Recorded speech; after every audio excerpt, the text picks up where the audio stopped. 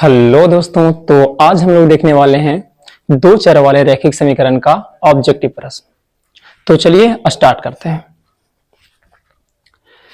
इसको देखने के पहले थोड़ा सा समझ जाइए कि जो ऑब्जेक्टिव प्रश्न होते हैं ना, वो बहुत ही ज्यादा जरूरी होता है। क्यों?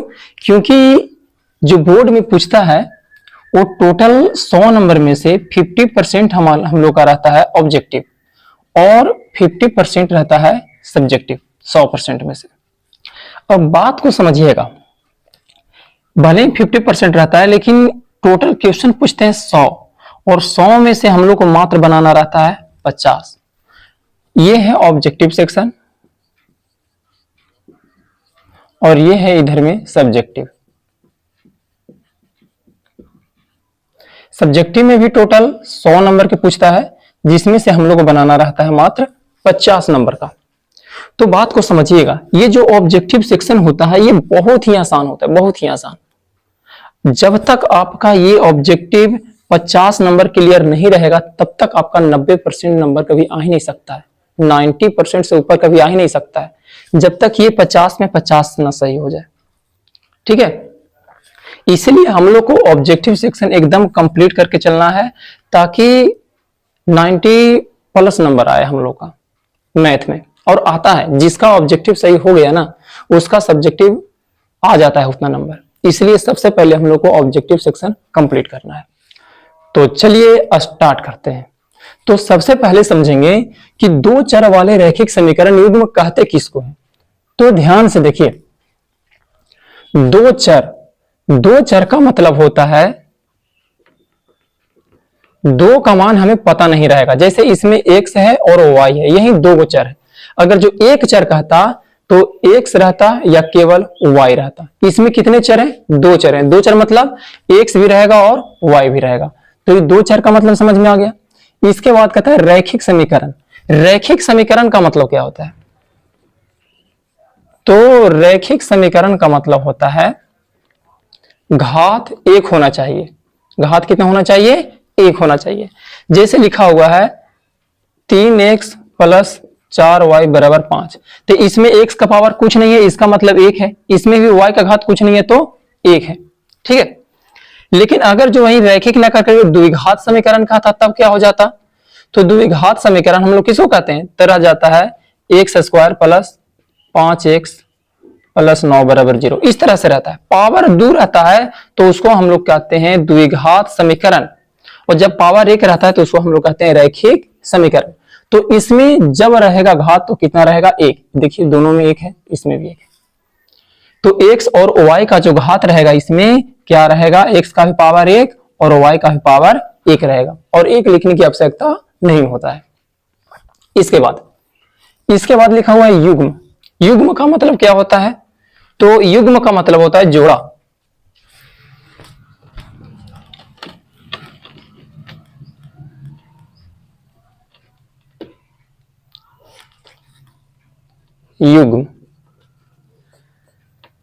युग्म का मतलब होता है जोड़ा। जोड़ा मतलब अकेले नहीं रहेगा, दो गो रहेगा। क्या रहेगा? दो गो। जैसे ये पहला समीकरण हो गया और ये दूसरा समीकरण हो गया। ठीक है, अब जब इस तरह से हम लोग समझ गए हैं कि दो चर वाले रैखिक समीकरण युग्म कहेंगे किसको? तो इसी दोनों को हम लोग कहेंगे दो चर वाले रैखिक समीकरण युग्म। अब ये कितने प्रकार के होते हैं? जो समीकरण युग्म होते हैं, समीकरण युग्म ये कितने प्रकार के होते हैं? तो ये होते हैं 3 प्रकार के। पहला अविरोधी, दूसरा विरोधी और तीसरा आश्रित। समीकरण युग्म होते हैं 3 प्रकार के और ये 3 प्रकार के हम लोग कहते हैं किसके आधार पर है? तो ये हम लोग बोलते हैं हलों की संख्या के आधार पर। अगर जो केवल उस समीकरण का एक हल होगा तो उसे हम लोग कहेंगे अविरोधी समीकरण युग्म। कैसा कहेंगे? अविरोधी समीकरण युग्म। कब? जब उसका केवल और केवल एक हल हो, जिसको हम लोग अद्वितीय हल भी कहते हैं। और अगर जो कोई हल नहीं हुआ तो उसको हम लोग कहते हैं विरोधी समीकरण युग्म। कैसा? विरोधी समीकरण युग्म, जिसका कोई हल नहीं होगा। और तीसरा, जिसका अनगिनत हल होगा तो उसको हम लोग कहेंगे आश्रित समीकरण युग्म। कैसा समीकरण युग्म? आश्रित समीकरण युग्म। तो समीकरण युग्म 3 प्रकार के होते हैं। पहला अविरोधी, दूसरा विरोधी और तीसरा आश्रित। अविरोधी मतलब विरोध नहीं करेगा तो उसका हल निकल जाएगा एक, और विरोधी मतलब वो विरोध करेगा तो उसको कोई हल नहीं निकलेगा। जैसे दो झगड़ा हो गया, अब विरोध कर रहा है, किसी भी समझौता को मान ही नहीं रहा है, तो उसका कोई हल नहीं होगा। तो ऐसे भी करके हम लोग याद रख सकते हैं। तो विरोधी समीकरण युग्म का कोई हल नहीं होता है। इसीलिए जो अविरोधी होता है उसको संगत कहते हैं, जो विरोधी होता है उसको असंगत कहते हैं, क्योंकि भाई ये बढ़िया बात नहीं है। और आश्रित, आश्रित हम लोग किसको कहेंगे, तो जिसका अनगिनत हल होगा। अब आइए कुछ हमने चार्ट बनाया है, बस इतना ही साफ याद कर लीजिएगा ना, और इससे सारा का सारा ऑब्जेक्टिव क्वेश्चन कंप्लीट हो जाएगा। देखिए जैसे हमने कुछ शर्त लिखा है, ये जो विरोधी, अविरोधी और आश्रित है हमने यहां पर लिखा है, ध्यान से देखिए जो प्रकृति लिखा हुआ है, ठीक है। अविरोधी, विरोधी और आश्रित। अविरोधी किसको कहते हैं, इसका शर्त क्या होता है, तो शर्त ये होता है a1 बाई a2 बराबर नहीं होता है b1 बाई b2, तो इसका हलों की संख्या कितना होता है, एक हल या अद्वितीय हल। इसका ग्राफ कैसा होता है, तो प्रतिच्छेदी होता है, मतलब एक दूसरे को काट देगा जब ग्राफ बनाएंगे तो। और एक हमने इसका उदाहरण लिख दिया है। तो सबसे पहले तो आप इस चार्ट को याद करेंगे, ठीक है। तीनों का शर्त याद कर लेना है, अविरोधी का, विरोधी का और आश्रित का। अविरोधी का शर्त होता है a1 बाई a2 बराबर नहीं होता है b1 बाई b2, और विरोधी का a1 बाई a2 बराबर b1 बाई b2 और बराबर नहीं होता है c1 बाई c2। आश्रित का तीनों बराबर होता है, ठीक है। अब इसी के आधार पर हम लोग सारा का सारा ऑब्जेक्टिव क्वेश्चन देखने वाले हैं। एक और बात बता देते हैं, ये जो समीकरण युग्म होता है इसको हल करने का टोटल 6 विधि है, तो वो भी आपको आना चाहिए। और 6 विधि में से सबसे इंपॉर्टेंट है सबसे लास्ट वाला ग्राफ विधि। और ये ग्राफ विधि जो है ना, ग्राफ विधि प्रत्येक वर्ष पूछता है 5 नंबर में, ठीक है। तो चलिए अब स्टार्ट करते हैं। इसका ऑब्जेक्टिव प्रश्न देखना, इसके पहले आप इसे याद जरूर कर लें। जब तक ये याद नहीं रहेगा तब तक आपसे ये बनेगा नहीं, और जब याद रहेगा तो देखिएगा कितना आसानी से आपसे बनेगा।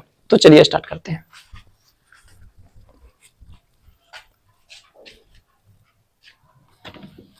ये जो उदाहरण लिखे हैं पहले इसको समझ लीजिए, इसके बाद क्वेश्चन स्टार्ट करेंगे।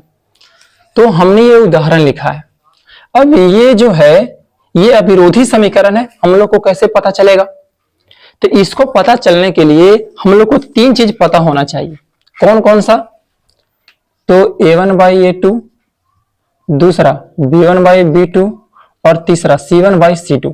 जितने भी समीकरण देगा उस सब में हम लोग को यही निकालना रहेगा, a1 by a2, b1 by b2 और c1 बाई c2। इसी के आधार पर हम लोग देखेंगे कि ये जो समीकरण दिया हुआ है ये विरोधी है या विरोधी है या आश्रित है। जैसे हम पहला उदाहरण दिए हैं, ये इस उदाहरण में देखिए x के बगल में कुछ नहीं है, तो x के बगल में कुछ नहीं है इसका मतलब 1 है, ठीक है। तो जब इसका a1 बाई a2 निकालेंगे इसका मतलब x के बगल वाला को लिखना है, तो x के बगल में कुछ नहीं है तो मानेंगे कितना, 1 है, 1 छिपा हुआ रहता है। इसके x के बगल में कितना है, तो 3, तो ये निकल गया a1 बाई a2 का मान। उसी तरह से b1 बाई b2 निकालेंगे तो y के बगल वाला, तो y के बगल में है 2 तो लिखेंगे 2। एक बात याद रखना है, इसको चिन्ह के साथ लिखना है। चलिए एक में हम बदल देते हैं, जैसे इसमें कर देते हैं माइनस माइनस, ठीक है। और इसमें कितना आ गया, b2 की जगह पर 12, काटें तो कितना आ गया 6, यानी कि हो गया 1/6। अब ध्यान से देखिए, क्या a1 by a2 b1 by b2 बराबर आया, तो कहेंगे नहीं। a1 बाई a2 1/3 है और b1 बाई b2 1/6 है, ये बराबर नहीं। जब बराबर नहीं रहेगा तो हम लोग कोई तीसरा निकालने की आवश्यकता नहीं है। तीसरा तभी निकालेंगे जब a1 बाई a2 और b1 बाई b2 बराबर आ जाए। शुरू में ही बराबर नहीं आया, देखिए बराबर नहीं आया तो इसको कहेंगे कैसा समीकरण युग्म है, अविरोधी, ठीक है। अब चेक करते हैं हम लोग अगला उदाहरण।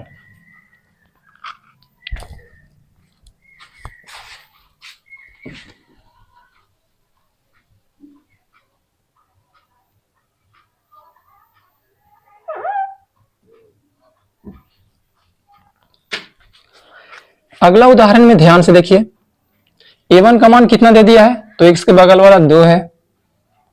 a2 का मान कितना दिया है, तो x के बगल में 4 है।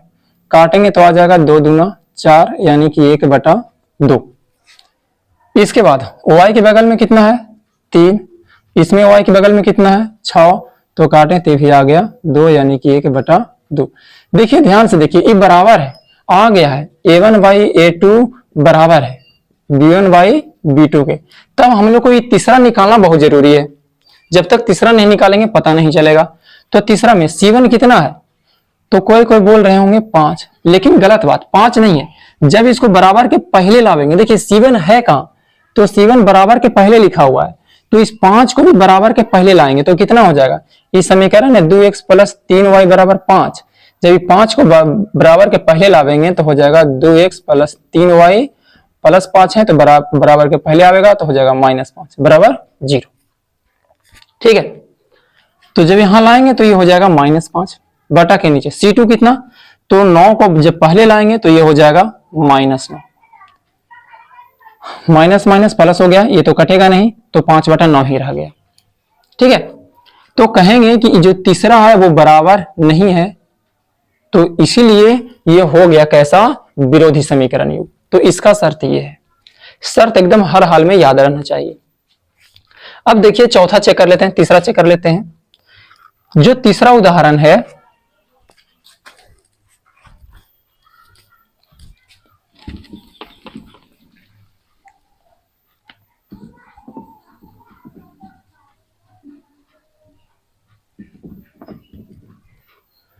तीसरा उदाहरण को ध्यान से देखिए।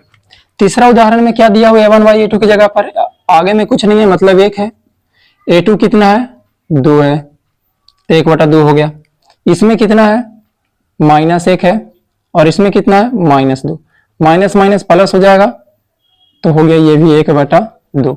c1/c2 कितना है, तो 6 पहले आएगा तो -6, 12 पहले आएगा तो -12, माइनस माइनस प्लस हो गया, 6 दूना 12 यानी आ गया 1/2। देखिए तीनों बराबर आ गया, तो जब तीनों बराबर आ जाएगा,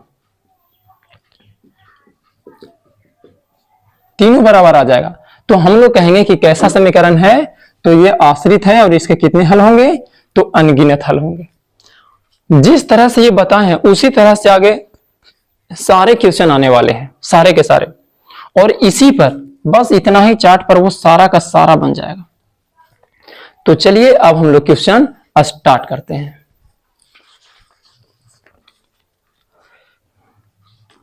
पहला नंबर क्वेश्चन में कहता है समीकरण निकाय 6x - 2y 6x - 2y + 9 = 0, और दूसरा समीकरण कहा है 3x - y + 12 = 0, और पूछ रहा है का आलेख कैसा होगा। तो ध्यान से देखिए, सब कुछ पता चलेगा इसका कंडीशन के अनुसार ही। तो सबसे पहले a1/a2 निकालेंगे, इसके बाद b1/b2 निकालेंगे, और इसके बाद c1/c2 निकालेंगे। तो a1/a2 कितना आएगा, तो 6/3, काटेंगे तो 3 दूना 6 यानी कि 2 आ गया। b1/b2 कितना, तो -2 है, और यह -1, माइनस माइनस प्लस हो गया तो हो गया 2। c1/c2 निकालेंगे तो कितना आया 9/12, 3 से काटे 3 तिहाई 9, 3 चौके 12, तो हो गया 3/4। अब आप ध्यान से देख सकते हैं कि a1/a2 बराबर है b1/b2 के, और तीसरा जो है c1/c2 ये बराबर नहीं है। तो जब बराबर नहीं है तो ये कौन सा कंडीशन हो गया, सेकंड वाला। अभी पूछ रहा था कि इसका आलेख है 2 सरल रेखाएं हैं, जो कैसा होगा, आलेख 2 सरल रेखा है। सरल रेखा तो या तो प्रतिच्छेदी होगा, या समानांतर होगा, या तो संपाती होगा। तो जब कंडीशन ऐसा आया तो कैसा होगा, समानांतर। तो इसका सही आंसर हो गया समांतर। ठीक है, ऑप्शन नंबर बी इसका सही है। क्वेश्चन नंबर दूसरा नंबर क्वेश्चन में कहता है यदि रैखिक समीकरण का युग्म संगत है, युग्म कैसा है, संगत। संगत कहां पर लिखा हुआ है, यहां पर ध्यान से देखिए, युग्म संगत है, तब उनके द्वारा निरूपित रेखाएं कैसी होगी। तब वो रेखाएं कैसा होगा, रेखाएं मतलब ग्राफ, रेखाएं, रेखाएं मतलब ग्राफ। तो जब संगत होगा तो कैसा होगा? प्रतिच्छेदी। तो इसका आंसर कौन सा हो जाएगा? हमेशा प्रतिच्छेदी बी वाला इसका सही आंसर है, बी। दूसरा नंबर क्वेश्चन का कौन सा सही हो गया? बी वाला।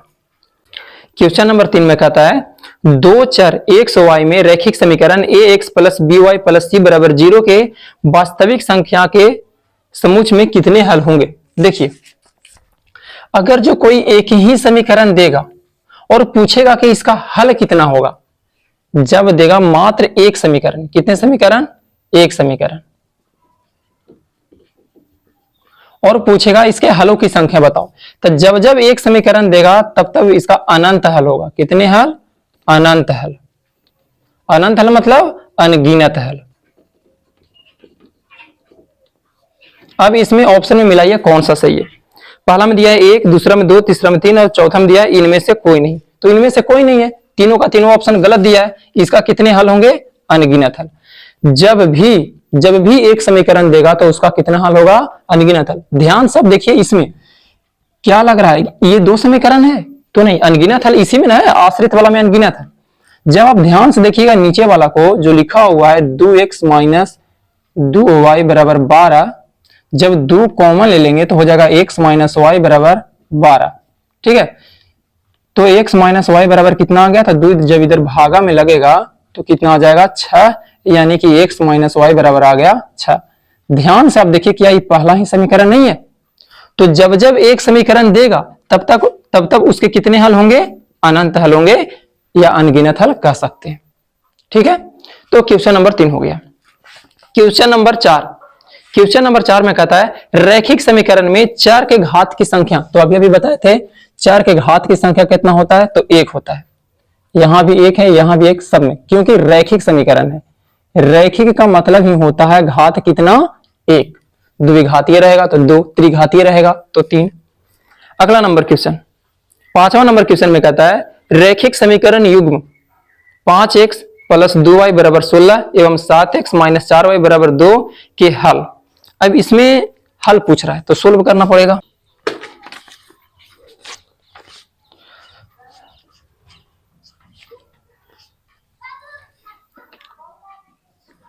पांचवा नंबर क्वेश्चन में दे दिया है 5x प्लस 2y बराबर 16 और दूसरा समीकरण दे दिया है 7x माइनस 4y बराबर 2, और पूछ रहा है कि इसका हल कौन सा होगा, और नीचे में ऑप्शन दे दिया है। तो ध्यान से देखिए, इसका दो तरीका, या तो सोल्व करके देख लीजिए या ऑप्शन इसमें पुट कर दीजिए। तो ऑप्शन पुट करने में ज्यादा समय लगता है। ये हो गया समीकरण 1 और ये हो गया समीकरण 2। हम y को गायब कर देते हैं, तो y को गायब करने के लिए पहला वाला में 2 से गुना करना पड़ेगा, नीचे में किसी से गुना करने की आवश्यकता नहीं है। तो जब गुना करेंगे तो कितना हो जाएगा? 5 दूना की 10x प्लस 2 दूना की 4y बराबर 16 दूना 32। नीचे में गुना नहीं करना है तो इतना ही रह जाएगा 7x माइनस 4y बराबर 2। ये हम लुप्तीकरण विधि से बना रहे हैं। 4y क्या हो गया? खत्म हो गया, क्योंकि ये प्लस में माइनस में है तो खत्म हो गया। 10x और 7x कितना हो गया? 17x और बराबर 32 और 2 हो गया 34। तो यहां से जब x का मान निकालेंगे तो 17 आ जाएगा नीचे, तो 34 बटा हो गया 17, तो 17 दूना 34। तो x का मान कितना आ गया? 2। देखिए x का मान किसमें 2 है, तो पहला वाला में x का मान 2 है और दूसरा में भी x के मान 2 है, तो y के भी मान निकालिए। तो किसी समीकरण में x का मान रख दीजिए। समीकरण 1 में x का मान रखने पर तो कितना है? 5x है प्लस 2y है बराबर 16। तो 5 के 5, x के जगह पर कितना रख देंगे? 2 प्लस 2y बराबर 16। तो 5 दूना की 10, 10 को उधर भेज देंगे तो 2y बराबर हो जाएगा 16 माइनस 10। तो y बराबर कितना आ जाएगा? तो 16 में से 10 गया 6 और 2 आ जाएगा नीचे, तो हो गया 3। तो x बराबर आया 2 और y बराबर आया 3। ऑप्शन मिलाइए कौन सा सही है? तो पहला वाला ऑप्शन सही है। तो जब जब समीकरण आएगा तो आपको सोल्व करना पड़ेगा, या ऑप्शन वाला उसमें पुट करके देखिए कौन सा संतुष्ट करता है। तो ये हो गया। उसी तरह से क्वेश्चन नंबर 6 दिया है, यदि 3x माइनस 5y बराबर 0 तथा 9x प्लस 15y बराबर 0 तो x तथा y के मान ज्ञात करें। अब ध्यान से देखिए, इसको बनाने की आवश्यकता नहीं है क्योंकि दोनों 0 के बराबर है। 3x माइनस 5y बराबर 0 पहला दे दिया, और दूसरा दे दिया 9x प्लस 15y बराबर 0। देखिए ये भी 0 के बराबर है, ये भी 0 के बराबर है। तो 0 कब आएगा? जब x और y दोनों की जगह पर 0 रहेगा तभी ना 0 होगा। तो इसमें बी वाला ऑप्शन सही है। बी में दिया है x बराबर 0 और y बराबर भी 0। 0 रख के दीजिए, रख के देखिए, यहां और यहां जब 0 रखेंगे तो ये भी 0 हो जाएगा, ये भी 0 हो जाएगा। 0 में से 0 गया 0। जो समीकरण को संतुष्ट करेगा वही हो जाएगा इसका आंसर। तो इसको सोल्व करने की आवश्यकता नहीं है, दोनों 0 के बराबर है, तो इसका आंसर हो गया x बराबर भी 0 और y बराबर भी 0। क्वेश्चन नंबर 7 में फिर से पूछा है एक रैखिक समीकरण का घात। तो रैखिक समीकरण का घात कितना होता है? 1 होता है। इसका ऑप्शन नंबर सी सही है। क्वेश्चन नंबर 8 में समीकरण दिया है 2x प्लस 3y बराबर 5। 2x प्लस 3y बराबर 5, और दूसरा समीकरण दिया है 4x प्लस 6y बराबर 9। 4x प्लस 6y बराबर 9। तो पूछ रहा है ये निकाय कैसा होगा? संगत होगा, अद्वितीय हल होगा, क्या होगा? तो देखिए सबसे पहले सब पता करने के लिए क्या निकालना पड़ेगा? a1 बाई a2, इसके बाद b1 बाई b2 और इसके बाद c1 बाई c2। तो चलिए निकालते हैं, देखते हैं क्या आता है।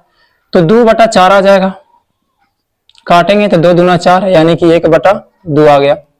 b1 बाई b2 निकालेंगे तो 3/6, 3 दूना की 6 यानी कि भी आ गया 1/2। तो दोनों बराबर आ गया। अब तो तीसरा भी निकालना पड़ेगा। तो -5 बराबर के पहले लाएंगे तो -5, इसको पहले लाएंगे तो -9 यानी कि प्लस में 5/9। तो क्या आया a1 बाई a2 बराबर है b1 बाई b2 के, और तीसरा जो है c1 बाई c2 ये बराबर नहीं है। तो देखिए किसका कंडीशन है? दूसरा वाला का, विरोधी समीकरण का। अब इसमें पूछ क्या रहा था? तो पूछ रहा है संगत असंगत है या अद्वितीय हल होगा। तो असंगत, देखिए जो विरोधी समीकरण होता है उसको हम लोग असंगत भी कहते हैं। तो इसका आंसर कौन सा हो गया? असंगत। ऑप्शन नंबर ए इसका सही है। 9 नंबर क्वेश्चन में कहता है के किस मान के लिए के का मान पूछ रहा है। 9 में किसका मान पूछ रहा है? के का मान पूछ रहा है, और दे दिया है x प्लस 2y बराबर 7, और दूसरा समीकरण दिया है 2x plus ky, 2x plus ky बराबर 14, और दे दिया है कि जो समीकरण युग्म है ना ये कैसा है? समपाती है। कैसा है? समपाती। क्वेश्चन में बोल दिया है कि समपाती है, तो समपाती है तो कंडीशन कौन सा होता है? ये तीनों बराबर वाला होता है। तो कहेंगे समपाती है, इसलिए a1 बाई a2 बराबर b1 बाई b2 और बराबर c1 बाई c2। कह सकते हैं कि नहीं कह सकते? क्योंकि ये समपाती समीकरण पहले ही से दे दिया है। a1 की जगह पर कितना? तो आगे में कुछ नहीं है तो 1, तो 1/a2 की जगह पर x के आगे वाला 2, b1 की जगह पर 2 और b2 की जगह पर k, और बराबर -7/-14। तो कोई भी दो के लेके चलिए, जरा में k शामिल रहे, इन लोग दोनों के सोल्व करेंगे तो तिरछा तिरछी गुना करेंगे तो k बराबर कितना आ गया? 4। यही हो गया आंसर। समझ में आ रहा है? संपाती कहेगा तो संपाती वाला कंडीशन लिखेंगे, विरोधी कहेगा तो विरोधी वाला कंडीशन लिखेंगे, और अविरोधी कहेगा तो अविरोधी वाला कंडीशन लिखेंगे। इसके बाद क्वेश्चन नंबर 10। क्वेश्चन नंबर 10 में भी वैसे ही पूछा है, के का मान पूछ रहा है, तो आप लोग ट्राई कर सकते हैं।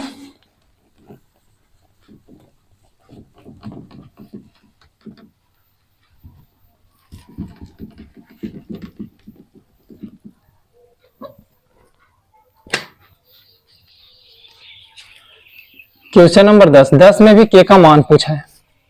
इसमें समीकरण दे दिया है 3x माइनस वाई बराबर -8, और दूसरा समीकरण दिया है 6x माइनस के वाई बराबर -16। ठीक है, और इसमें समीकरण युग्म कैसा दे दिया है? तो इसमें भी बता दिया है कि ये कैसा है, समपाती है। बताइए, एकदम सेम टू सेम क्वेश्चन है पिछले वाला जैसा।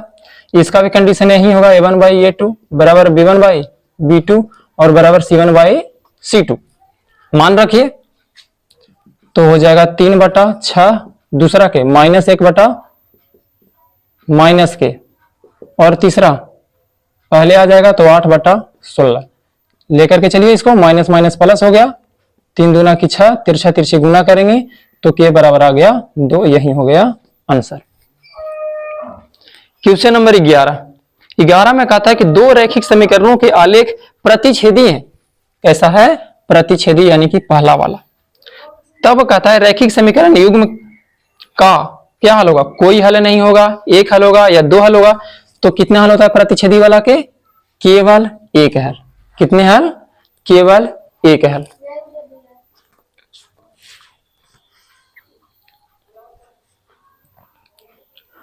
ठीक है, तो प्रतिच्छेदी का दिया तो प्रतिच्छेदी का कौन सा हल हो गया, केवल एक हल, यानी कि इसका आंसर सही है बी वाला।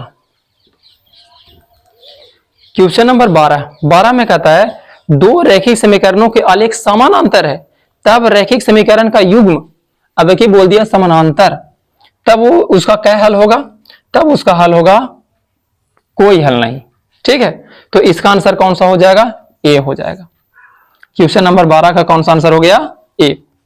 क्वेश्चन नंबर 13 में ध्यान से देखिए, इसमें दे दिया है समीकरण दे दिया है 3x - y बराबर 5 और 6x - 2y बराबर k का कोई हल ना हो तो k का मान पूछ रहा है। इसमें k का मान दिया हुआ है, 4 ऑप्शन दिया हुआ है, तो चेक करते हैं।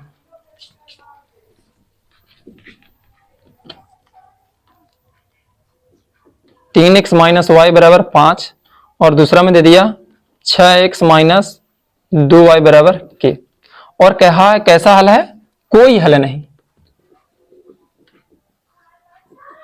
कोई हल नहीं। जब कोई हल नहीं होता है तो कंडीशन होता है a1/a2 बराबर b1/b2 और बराबर नहीं c1/c2।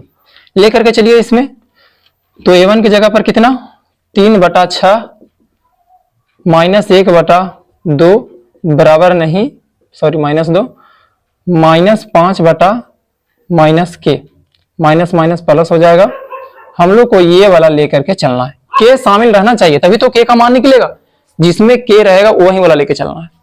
अब इसमें तिरछा तिरछी गुना करेंगे तो के बराबर नहीं है तो बराबर नहीं, 2 × 5 = 10, यही हो गया आंसर। ऑप्शन नंबर बी इसका सही है, 13 का option number B. Question number 14 में ध्यान से देखिए, कहता है दो चर एक्स वाई में रैखिक समीकरण ax + by + c बराबर 0 के कितने अधिकतम हल संभव है। फिर से इसमें एक ही समीकरण दिया और पहले ही बताए थे कि जब केवल एक समीकरण देगा और पूछेगा कि इसका कितना हल होगा, तो इसका कितना हल होगा, अनगिनत हल। ये लास्ट वाला अनगिनत हल, पहले ही इसको समझा चुके हैं। आगे पढ़ते हैं। क्वेश्चन नंबर 15 में पूछ रहा है समीकरण युग्म 2x + 3y बराबर 5 तथा 4x + 6y बराबर 15 का हल क्या होगा। तो इसको भी सोल्व करना पड़ेगा, a1/a2 b1/b2 निकालना पड़ेगा। तो चलिए निकालते हैं। 15 में दे दिया है समीकरण युग्म, पहला दिया है 2x + 3y बराबर 5 और दूसरा दे दिया है 4x + 6y बराबर 15। तो आप ट्राई कर सकते हैं इसको, क्या इसका होगा। तो a1/a2 सबसे पहले निकालना पड़ेगा, तो हो गया 2/4, 2 दूना 4 यानी कि 1/2। दूसरा में b1/b2 तो 3/6, 3 दूना के 6 यानी कि हो गया 1/2। अभी दोनों बराबर आया है तो तीसरा भी निकालना पड़ेगा, c1/c2 -5/- 15, माइनस माइनस हो गया प्लस, 5 तिया 15 यानी कि 1/3। तो ध्यान से देखिए ये दोनों तो बराबर है लेकिन तीसरा बराबर नहीं है। a1/a2 बराबर है b1/b2 के और बराबर नहीं है c1/c2। तो ये किसका है, तो ये दूसरा वाला है। ध्यान से देखिए पूछ क्या रहा है, अद्वितीय हल होगा तो नहीं अद्वितीय हल नहीं होगा, अनंत हल होगा तो नहीं अनंत हल भी नहीं होगा, कोई हल नहीं इसका होगा। इसका ऑप्शन नंबर सी सही है। क्वेश्चन नंबर 16 16 में कहता है यदि रेखिक समीकरण का युग्म असंगत है। असंगत कहां पर है, देखिए यहां पर असंगत, दूसरा नंबर में विरोधी में, तो उसे निरूपित करने वाली रेखाएं कैसी होगी, तो कैसा होगा, रेखाएं समानांतर। तो इसका आंसर कौन सा हो गया, 16 का आंसर हो गया ए। क्वेश्चन नंबर 16 का आंसर कौन सा हो गया, ए। क्वेश्चन नंबर 17 में फिर से 2 समीकरण दे दिया है और इसका हल पूछ रहा है, तो फिर से इसको क्या करना पड़ेगा, सोल्व करना पड़ेगा। तो आइए सोल्व करते हैं। मैं कह दिया है 2x + 3y = 11 और दूसरा में दे दिया है 2x - 4y = -24। सेम है, लुप्तीकरण विधि से बनाएंगे, दोनों को घटा लेंगे तो ये माइनस हो जाएगा, प्लस हो जाएगा और ये हो जाएगा प्लस, तो ये कट गया, 4 और 3 7y और इधर में आ गया 24 और 11 कितना हो गया, 4 1 5 2 1 3 35। तो यहां से y बराबर आ गया 35/7 यानी कि 7 × 5 = 35। तो y का मान 5 आ गया। ध्यान से देखिए y बराबर 5 किस में है, तो y बराबर 5 सिर्फ एगो में है, सिर्फ और सिर्फ किस में, डी में है। तो बताइए x निकालने की आवश्यकता पड़ा नहीं, जब एक ही से हमारा ऑप्शन मिल जा रहा है तो फालतू का मेहनत क्यों करें। तो हमेशा इस बात का ध्यान देना है, पहले मिला लेना है ऑप्शन। तो ऑप्शन नंबर डी इसका सही है। इसके बाद क्वेश्चन नंबर 18 नंबर में k का मान पूछ रहा है और समीकरण दे दिया, पहला समीकरण दे दिया 4x + ky = 6 और दूसरा समीकरण दे दिया 2x - 4y = 3। तो k का मान पूछ रहा है कब, जब इसका अनगिनत हल होगा। और अनगिनत हल के लिए कंडीशन क्या है, तो तीनों बराबर होता है, a1/a2 बराबर b1/b2 और बराबर c1/c2। तो a1/a2 की जगह पर कितना रखेंगे, तो 4/2 पहले का हो गया, दूसरा में दूसरा का रखेंगे k/-4, तीसरा को छोड़ दीजिए, हमको इतना ही से काम चल जाएगा, काटेंगे तो हो गया 2 दूना 4, तिरछा तिरछी गुना करेंगे तो k बराबर आ गया 4 दूना की -8। यही हो गया इसका आंसर, ऑप्शन नंबर बी इसका सही है। क्वेश्चन नंबर 19 में पूछ रहा है, समीकरण दे दिया है 2,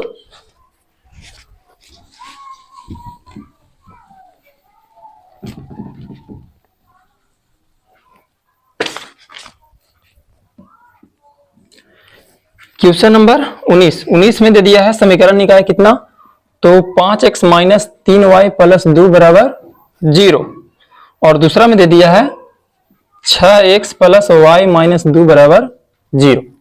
तो पूछ रहा है ये कैसा होगा, तो a1/a2 निकालिए, तो a1/a2 कितना आएगा, तो 5/6, b1/b2 कितना आएगा, तो आएगा -3 और y के बगल में कुछ नहीं है तो 1, तो ये -3 ही रह गया। क्या ये दोनों बराबर है, तो नहीं बराबर है। जब बराबर नहीं आया तो अगला आप चेक नहीं करेंगे, b1/b2 बराबर नहीं है, काहे कि 5/6 आ रहा है, -3 आ रहा है, इसलिए इसका क्या हल होगा, केवल एक हल यानी कि अद्वितीय हल होगा। ऑप्शन देख लीजिए, कहता है वास्तविक एवं अद्वितीय, तो सही बात है अद्वितीय होगा, ऑप्शन नंबर ए इसका सही है। क्वेश्चन नंबर 20 में फिर से ए का मान पूछ रहा है और आपकी कंडीशन दिया है कौन सा, अद्वितीय हल का।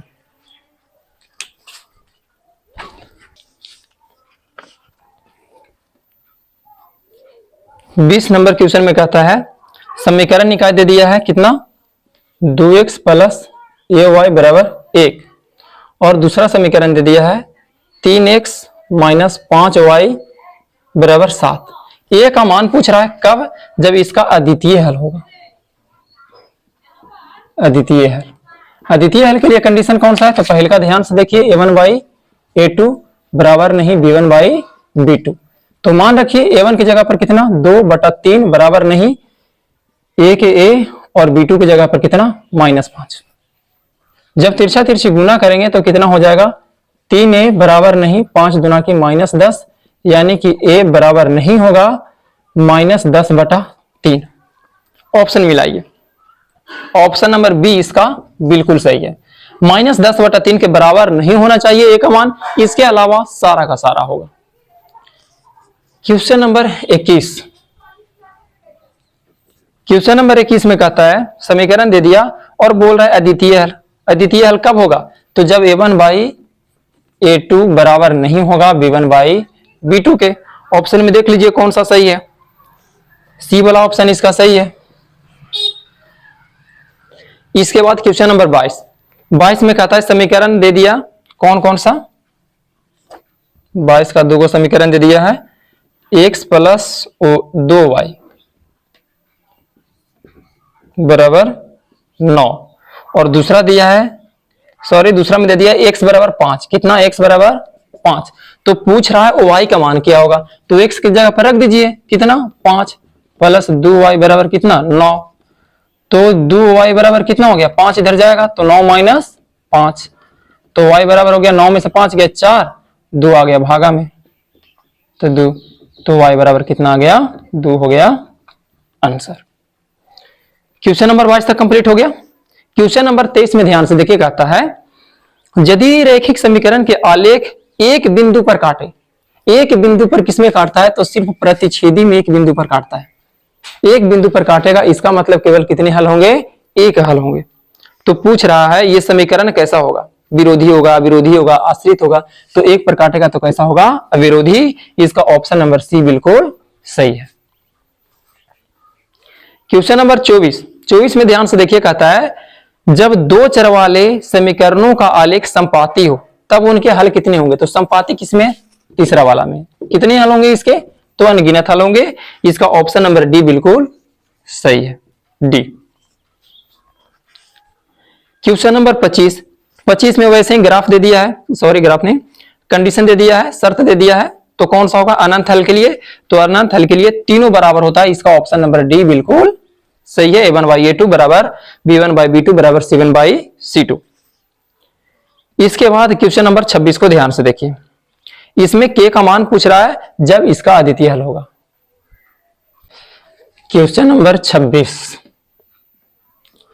26 नंबर क्वेश्चन में कहता है समीकरण दे दिया x माइनस 2y बराबर 3 और दूसरा में दे दिया 3x प्लस ky बराबर 1।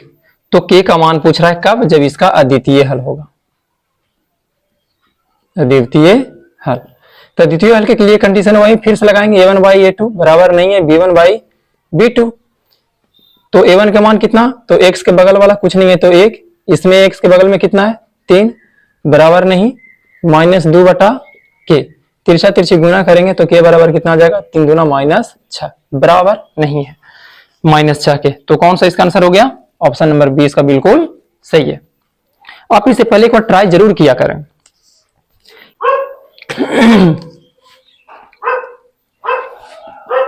क्वेश्चन नंबर 27 में k का मान पूछ रहा है और बता दिया है 2x माइनस वाई माइनस 3 बराबर 0 और दूसरा समीकरण दिया है 2kx प्लस 7y माइनस 5 बराबर 0 और इसका बता दिया है कि एकमात्र हल कितना है?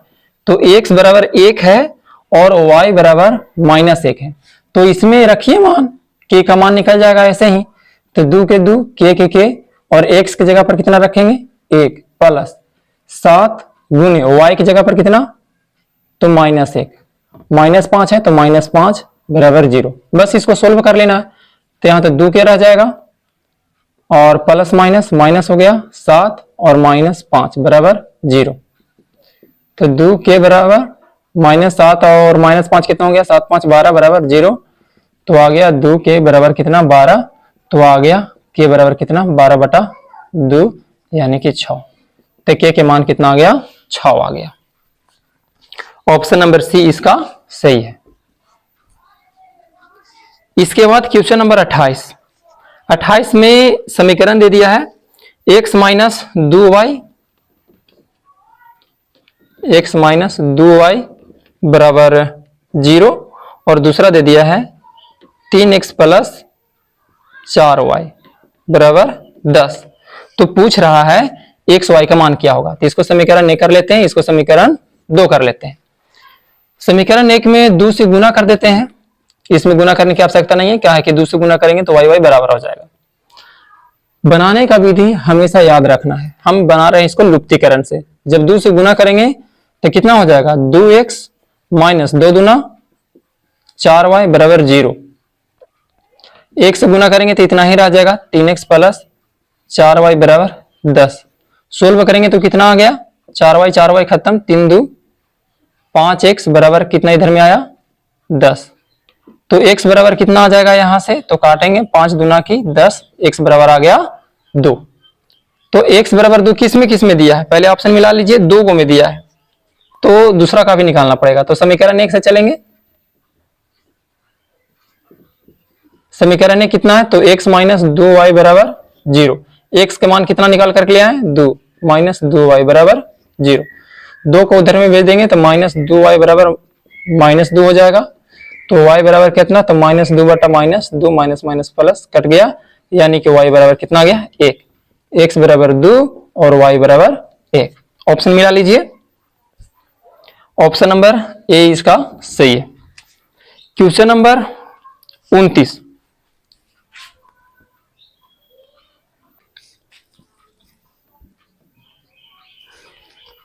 क्वेश्चन नंबर 29 में दे दिया है समीकरण, दे दिया है इस तरह से 2k माइनस 1 कॉमा k, और एक समीकरण दे दिया है 9x minus 10x minus 9y बराबर 12। तो पूछ रहा है कि k के मान क्या होगा, k का मान पूछ रहा है। तो ये जो दिया हुआ है, ये x के जगह पर दिया हुआ है 2k माइनस 1 और y के जगह पर दिया हुआ है k।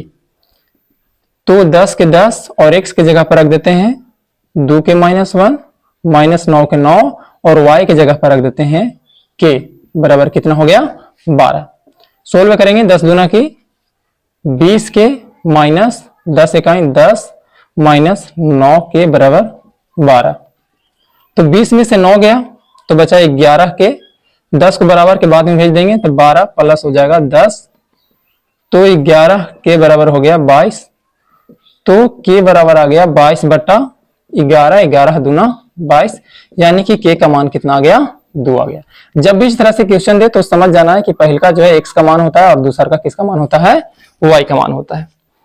कौन सा इसका ऑप्शन सही है, बी ऑप्शन सही है।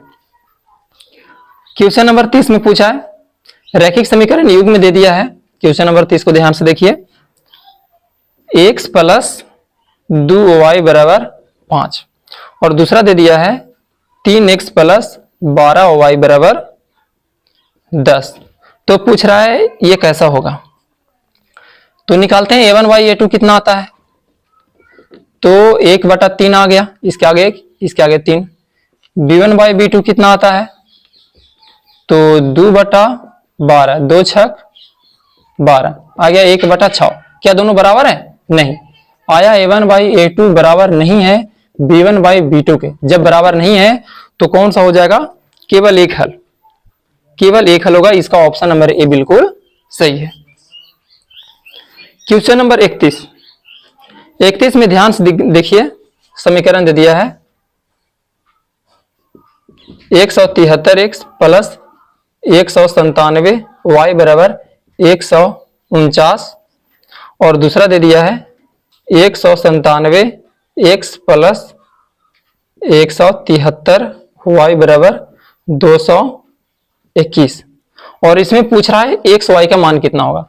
तो कुछ नहीं करना है, ये दोनों समीकरण को क्या करना है, सोल्व करना है और सोल्व करने के बाद x y का जो मान आएगा वही क्या हो जाएगा, आंसर हो जाएगा। क्वेश्चन नंबर 32 नंबर क्वेश्चन में कहता है अविरोधी समीकरण युग्म के कितने हल होते हैं। तो अविरोधी के केवल एक हल होते हैं। देखिए अविरोधी है, इसका केवल कितने हल, एक हल। क्वेश्चन नंबर 33 में कहता है एक रैखिक समीकरण युग्म जिसका कोई हल नहीं होता है। तो किसका कोई हल नहीं होता है, तो विरोधी का, किसका, विरोधी का कोई हल नहीं होता है। तो इसका ऑप्शन नंबर हो गया ए, 33 का हो गया ए। 34 में कहता है समीकरण x प्लस वाई बराबर 6 एक ही समीकरण दिया है, x + y = 6, और पूछ रहा है कि इसके कितने हल होंगे। तो पहले ही बताए कि जब एक ही समीकरण देगा तो उसके कितने हल होते हैं, अनंत या अनगिनत, अनगिनत हल होंगे। इसका ऑप्शन नंबर सी सही है।